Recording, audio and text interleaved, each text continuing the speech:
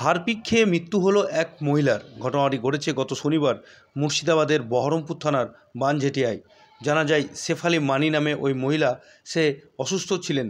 দীর্ঘদিন ধরে সুস্থ না হওয়ার কারণে সহ্য করতে না পেরে বাড়িতে থাকা বাথরুম পরিষ্কার করা হারপিক খেয়ে ফেলে এবং তারপরেই অসুস্থ বোধ করলে পরিবারের সদস্যরা বুঝতে পেরে তাকে তড়িঘড়ি উদ্ধার করে মুর্শিদাবাদ মেডিকেল কলেজ হাসপাতালে নিয়ে আসলে সেখানে চিকিৎসারত অবস্থায় গতকাল রাত্রে তার মৃত্যু হয়। তার দেহের আজ দুপুর 2টো নাগাদ ময়নাতদন্ত হচ্ছে বহরমপুর মর্গে।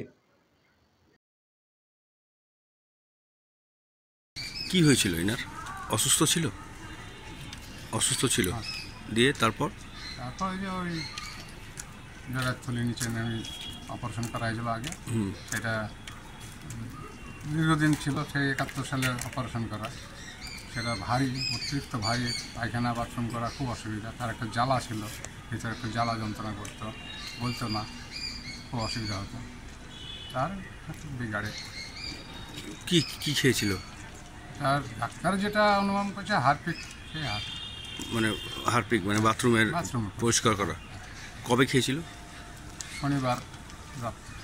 শনিবার। বাড়ি কোথায়? বানজেটিয়া, বহরমপুরে। তারপরে ভর্তি মেডিকেলে। কবে মারা গেছে? গেল রাত্রে, গত রাত্রে। মানে ওই শারীরিক যন্ত্রণা সহ্য না করতে পেরে। আপনার নাম? বীরেশ্বর মানি।